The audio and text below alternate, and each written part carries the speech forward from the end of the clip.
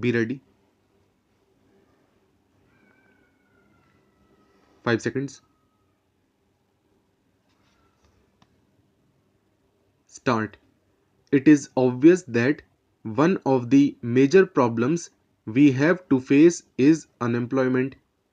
It is a terrific human problem which we cannot ignore. Merely giving some kind of occupation to a large number of persons does not ultimately increase employment or lessen unemployment. We delude ourselves if we think so. As honorable member of this house remarked outside the house, I believe that a good method of giving employment to a large number of people would be by abolishing the railways. In that event, there will probably be some kind of handcarts. If many people will be pushing them, some, no doubt, will be sitting in them. That would be a completely wrong approach to this problem. Employment comes through newer and more effective means of wealth production. The whole experience of the past 200 years shows that it comes with the growth of technological methods.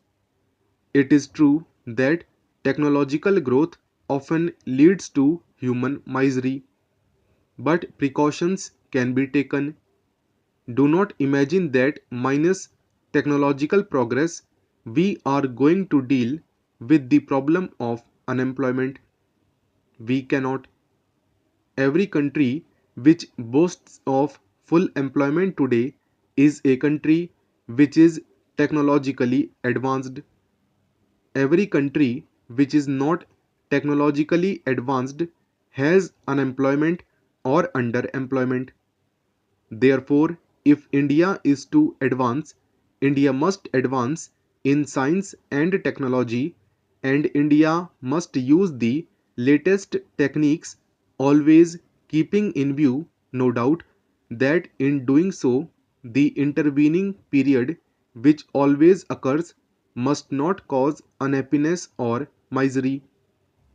We have to provide for that even at the cost of progress, because that is no progress which brings suffering and misery in its train.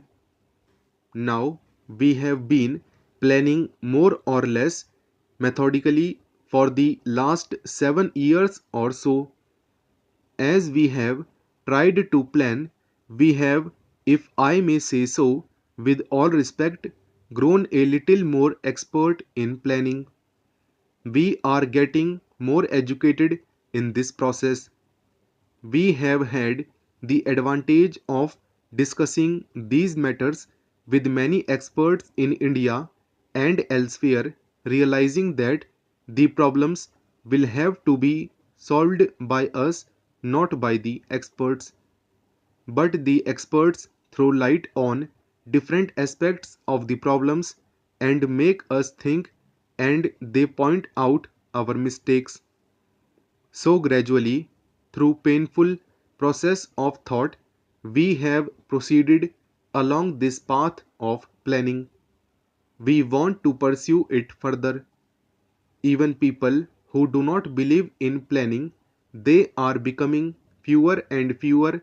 People who believe in what is called free enterprise are gradually realizing the limitations of free enterprise. In a country like India, situated as we are, there can be no free enterprise in the absolute sense. In our circumstances, I am quite certain that with an unplanned free enterprise approach, we cannot make any progress at all. If there is any progress, it will be lopsided. We can put our factories here and there, but it will result only in riches here and greater poverty there. That is not what India aims at. Further, the total wealth production of the country will not be as great as through planned effort. That is a patent fact requiring no proof. The essence of planning is to find the best way to utilize all resources of manpower, of money, and so on, and the sense of free enterprise is to leave these things more or less to chance. Well, if chance is a more satisfactory way of dealing with the problems of life than carefully thought our methods, then of course there need be no planning at all. It means trusting to luck. It is the old idea of fate. This is no good. All over the world, the idea of planning is being appreciated more and more. For an underdeveloped country, particularly, planning is essential. It may not be so necessary in developed countries, they can perhaps do without it, but there is no other way but planning for an underdeveloped country like ours. Again, India is part of a region, South Asia, or a good part of Asia, which is more or less undeveloped. As a matter of fact, even the progress and development of India necessitates the development of the countries around India.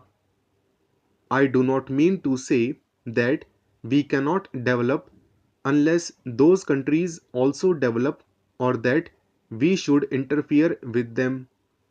My point is that it is in our interest that other countries also develop. To think that the development of other countries comes in our ways is true only in a colonial pattern of society where we want to buy cheap raw materials from a country under our influence and impose our goods in a protected market. That does not apply to free countries. It is in our interest politically and economically that other countries in Asia and Africa should also develop. We cannot unfortunately help them much because our resources are limited, but tried our fast to help them in their development program.